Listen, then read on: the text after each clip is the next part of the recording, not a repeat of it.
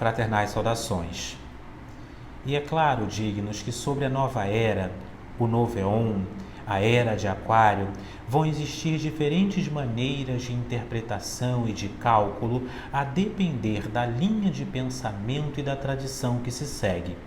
Entretanto, de pronto, desde já, queremos aqui posicionar para os senhores um dia, um mês e um ano de início da era de Aquário.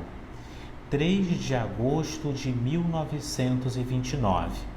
Repito, 3 de agosto de 1929, como sendo um dos marcos pontuais disto que chamamos de Era de Aquário em nossa tradição. Entretanto, para bem compreendermos como chegamos a este cálculo e a esta data, é que fica aqui o nosso convite para que você nos acompanhe até o final deste nosso vídeo, de mais ou menos 10 minutos é o tempo que nós temos, em que vamos nos debruçar em estudo sobre duas bases fundamentais, a astrologia e a teosofia esotérica. Digníssimos irmãos e irmãs, sejam todos bem-vindos a este que é o nosso vídeo de número 71, 71º vídeo, em que vamos falar sobre a Era de Aquário e o nascimento, a vinda do novo Buda. Aqui quem vos fala de nosso laboratório Rosa Cruz de Alquimia, sem cortes e sem edições, é o Frater Cassiano Camilo Compostela. Paz profunda. E claro, dignos, recebemos a notificação de que menos de 5% das pessoas que acompanham os nossos vídeos, de fato, se inscrevem e ativam aqui as notificações para receber todos os vídeos. Recomendo que você ative o sininho, que antes de sair desse vídeo, curta-o e também deixe aqui nos comentários a sua opinião, a sua visão, o seu acréscimo, suas sugestões ou mesmo paz profunda. Tudo isto auxilia para que este conteúdo seja entregue a outras tantas pessoas dessa mesma nossa egrégora. Paz profunda. Vamos direto ao nosso estudo. Pois bem, dignos, e vamos tratar aqui, nessa nossa temática, a Era de Aquário e a vinda do novo Buda, sob duas perspectivas, a astrologia e a teosofia. Para tanto, eu trouxe aqui para os senhores esta lâmpada para exemplificar o planeta Terra, no nosso estudo astrológico-astronômico.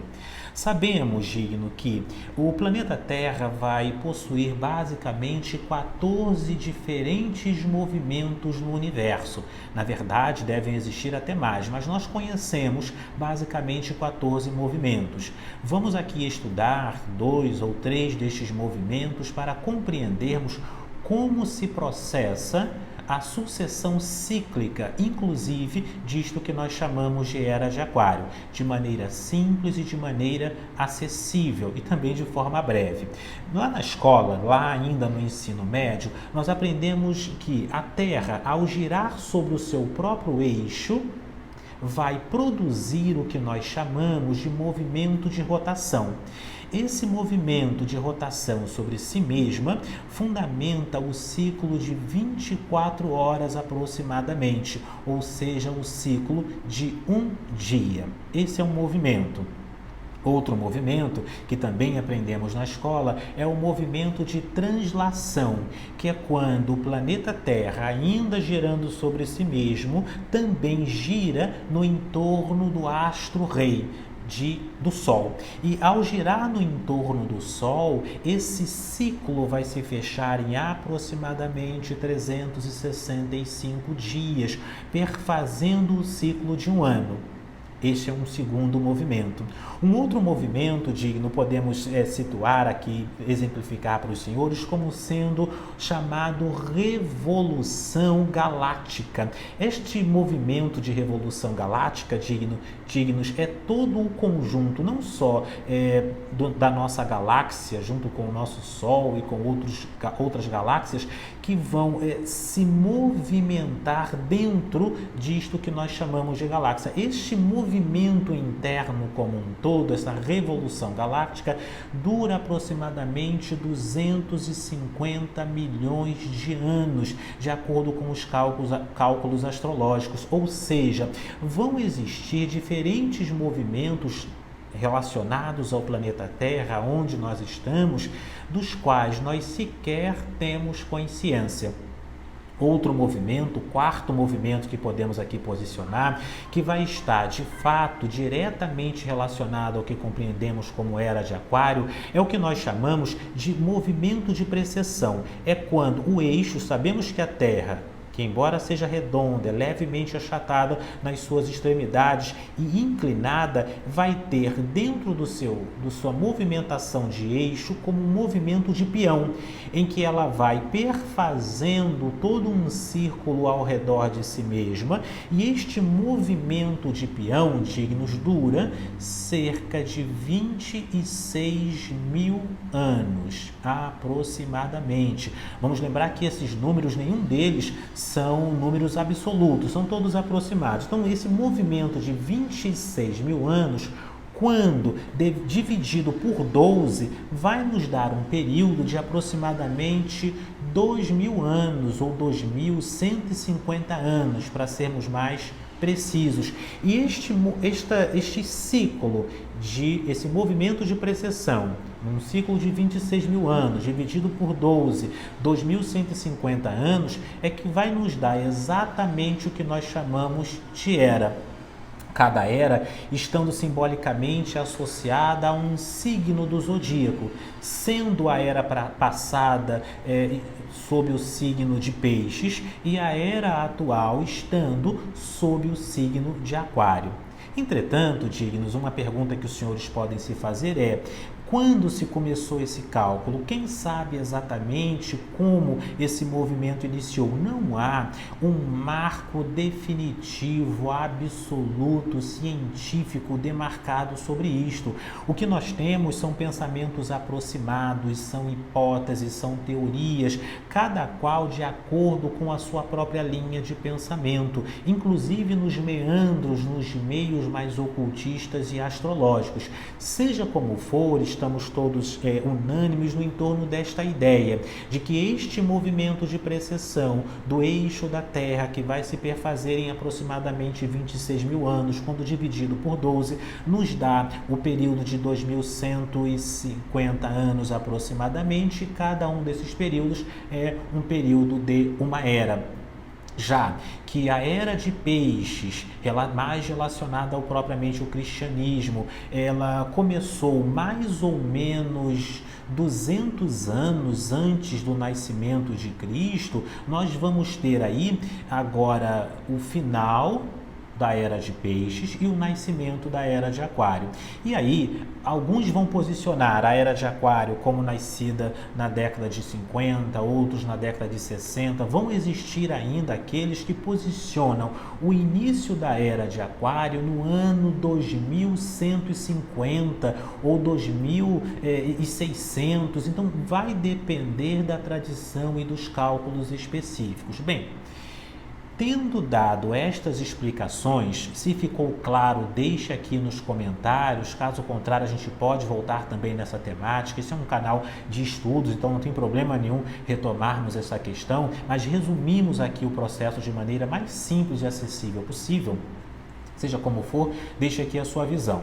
Tendo posicionado essa questão astrológica, nós vamos compreender que a Era de Aquário se iniciou, lembremos, no dia 3 de agosto de 1929, não só por uma questão astrológica, mas também por uma questão teosófica. E aí, vamos lembrar, da Sociedade Teosófica. Já estudamos sobre isso, fizemos vídeos sobre Helena Blavatsky, sobre tudo isso. Helena Blavatsky criou a Sociedade Teosófica.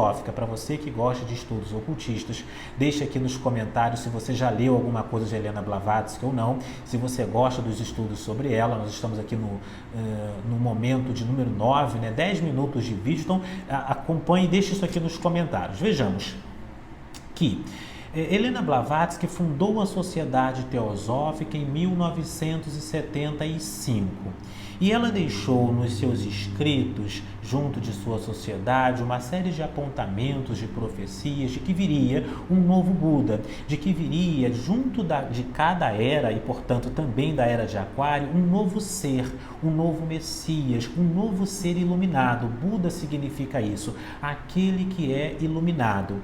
E Ao morrer ali no final do século XIX, Helena Blavatsky deixa alguns discípulos, dentre os quais a sua sucessora, Anne Besant, na Sociedade Teosófica, e também Charles Leadbeater. Estes dois encontram um dia, quando estavam andando pela Índia, encontram uma série de crianças nadando num rio e Leadbeater e Anne Besant, que são clarividentes, olham para uma criança qualquer ali nadando no rio Ganges e dizem: olha, aquele menino, pela força de sua aura, pela sua expressividade espiritual, há de ser o novo Buda, o novo Messias. E esse menino ninguém mais era do que Krishnamurti, cujo nome significa aquele que tem a forma de Krishna, Krishnamurti, lá do sânscrito na Índia. Isso lá no início do século XX, 1900 e pouco. Pois bem, este menino cresce e de fato começa a corresponder às expectativas espirituais de seus instrutores na teosofia.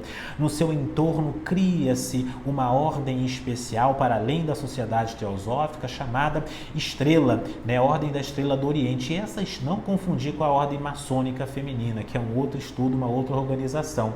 E essa organização no entorno dele visava a preparação para a vinda do Buda Maitreya, exatamente na data de 3 de agosto de 1929, de acordo com os estudos astrológicos da teosofia. E de fato, e de direito, no dia 3 de agosto de 29, Krishnamurti vem, faz um belíssimo discurso, dissolve a própria Ordem da Estrela e proclama uma nova era, não se autoproclamando como Buda exatamente. Na verdade, ele rechaçou, ele renegou e colocou absolutamente em segundo plano todas as ideias, perspectivas religiosas, místicas, teosóficas até então, o que na verdade, na opinião deste que vos fala, apenas comprova a sua superioridade espiritual e posicionou-se de fato ali como um ponto e um marco do início de um novo pensamento.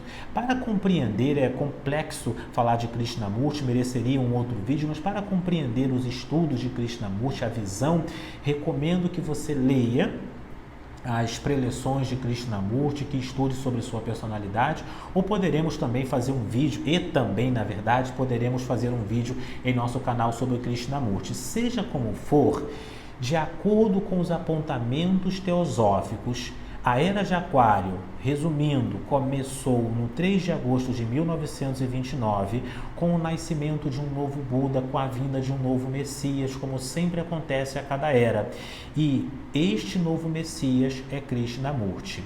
Este novo Messias, este novo Buda, ou propriamente o indivíduo que encarnou o chamado Buda Maitreya, o Buda da revelação, foi um dos pontos iniciais da Era de Aquário. É claro que não temos uma visão tão engessada de que a Era de Aquário tenha começado tão e somente ali. Na verdade, é uma série de elementos, de conjunções, de acontecimentos, de despertares e de evoluções na história da humanidade neste período, que vão no seu somatório constituindo uma era de maior comunicação, de maior liberdade, de maior fraternidade, de maior consciência, que são alguns dos elementos que vão caracterizar a Era de Aquário.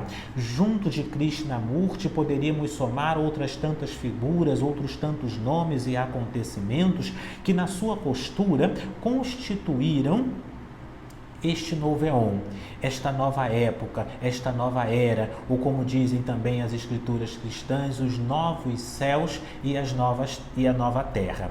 Digníssimos irmãos e irmãs, 3 de agosto de 1929, o dia derradeiro de encarnação de Buda Maitreya, é o que nós, do ponto de vista teosófico, também constituímos como sendo um dos pontos fundamentais de início e de demarcação da Era de Aquário, sem relegarmos e sem renegarmos as outras visões concomitantes.